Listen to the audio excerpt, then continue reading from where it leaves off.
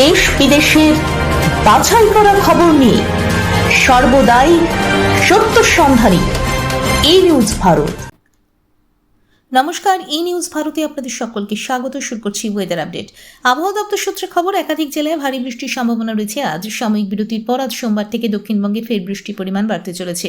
সেই সঙ্গে ঘন্টায় 30 থেকে 40 কিলোমিটার বেগে ঝোড়ো হাওয়া বইতে পারে।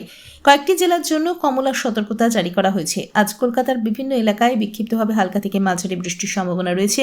উত্তর 24 পরগনা, হুগলি এবং নদিয়ায় 7 থেকে 11 সেন্টিমিটার পর্যন্ত ভারী বৃষ্টির সম্ভাবনা রয়েছে। এই 3 জেলার জন্য কমলা সতর্কতা জারি করেছে আবহাওয়া দপ্তর। কলকাতা সহ দক্ষিণবঙ্গের অন্যান্য জেলায় হালকা থেকে মাঝারি বৃষ্টি চলবে। আবহাওয়া দপ্তরের পূর্বাভাস, আগামী শুক্রবার পর্যন্ত দক্ষিণবঙ্গের প্রায় সব জেলাতেই বৃষ্টি অব্যাহত থাকতে পারে। উত্তরবঙ্গের একাধিক জেলায় আজ কমলা সতর্কতা জারি করেছে আবহাওয়া দপ্তর। দার্জিলিং, কালিম্পং এবং উত্তর দিনাজপুরে ভারী বৃষ্টি হতে পারে। আলিপুরদুয়ার, জলপাইগুড়ি এবং কোচবিহারে অতি ভারী বৃষ্টির আশঙ্কা রয়েছে। বৃহস্পতিবার পর্যন্ত উত্তরবঙ্গে এমন আবহাওয়া বজায় থাকতে পারে। শুক্রবার থেকে বৃষ্টির তীব্রতা কিছুটা কমবে উত্তরবঙ্গে। আগামীকাল মঙ্গলবারও দক্ষিণবঙ্গের প্রায় সব জেলাতেই হালকা থেকে মাঝারি বৃষ্টির পূর্বাভাস রয়েছে।